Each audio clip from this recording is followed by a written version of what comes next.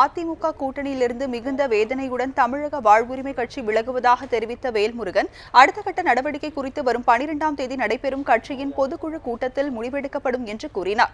திமுக அல்லது மக்கள் நல கூட்டணியில் சேர வேண்டும் என பல்வேறு யோசனைகள் தெரிவிக்கப்பட்டாலும் இதுவரை அந்த கூட்டணி கட்சி தலைவர்களுடன் இதுவரை தாம் பேச்சுவார்த்தை நடத்தவில்லை என்றும் வேல்முருகன் தெரிவித்தார். பாகிஸ்தானில் ஏற்பட்ட நிலநடுக்கம் காரணமாக தலைநகர் டெல்லி உள்ளிட்ட வட மாநிலங்களில் நில அதிர்வு ஏற்பட்டுள்ளது. இது குறித்த கூடுதல் தகவல்களை டெல்லியிலிருந்து நமது செய்தியாளர் ஸ்டீஃபனிடம் கேட்கலாம். ஸ்டீஃபன், இந்த நிலநடுக்கம் டெல்லியில் எவ்வாறு உணரப்பட்டது? இதனால என்ன மாதிரி பாதிப்பு ஏற்பட்டிருக்கு?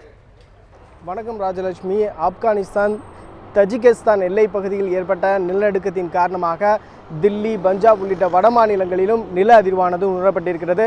ஆப்கானிஸ்தானில் ஏற்பட்ட நில அதிர்வானது ரிக்டர் அளவுகோலில் 6.8 பதிவு செய்யப்பட்டிருக்கிறது. தில்லி மற்றும் வட மாநிலங்களில் ஏற்பட்ட நில அதிர்வை பொறுத்தவரையில் ரிக்டர் அளவுகோலில் 4.0 பதிவு செய்யப்பட்டிருக்கிறது. சரியாக 4 மணி அளவில் இந்த நில அதிர்வானது தில்லி வாசிகளிடம் உணரப்பட்டிருந்தது. நாம் 9வது தளத்தில் இருந்தோம். நம்ம 9வது தளத்தில் இருக்கும்போது சரியாக 4 மணி அளவில் இந்த நில அதிர்வானது நம்மால் உணர முடிந்தது. உடனடியாக நாம் முதற்கொண்டு எல்லாரும், அதாவது நமது அலுவலகத்தில் இருக்கக்கூடிய அனைவருமே கீழே இறங்கி வந்தோம். அதேபோன்று பக்கத்து அலுவலகங்களிலும் இதுபோன்ற நில அதிர்வானது உணரப்பட்டது. நம்மோடு பக்கத்து அலுவலகத்தில் வேலை செய்யக்கூடிய ஒரு நபர் நம்மோடு இருக்கிறார். அவரிடம் கேட்போம்.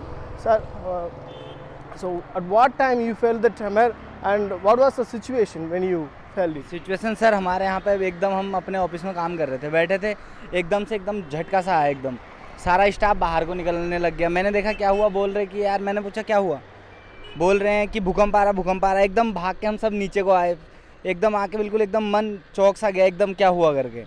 जैसे सब नीचे को आए तो मैं सोच रहा क्यों भाग रहे हैं. मैंने आके एक से पूछा तो अपनी सिक्योरिटी वाले से बोल रहे भैया भूकंप आ रहा, भागो नीचे भाग के आए तो एकदम देखा कि भूकंप शांत सा हो गया था.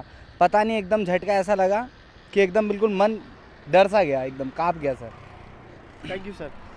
தில்லியை பொறுத்தவரையில் நில அதிர்வானது அதிகமான உணரப்படவில்லை. இருந்தாலும் 4.0 ரிக்டர் அளவுகோலில் பதிவு செய்யப்பட்டிருக்கிறது. ஒரு லேசான நில அதிர்வாகத்தான் தில்லி வாசிகளிடம் உணரப்பட்டிருக்கிறது.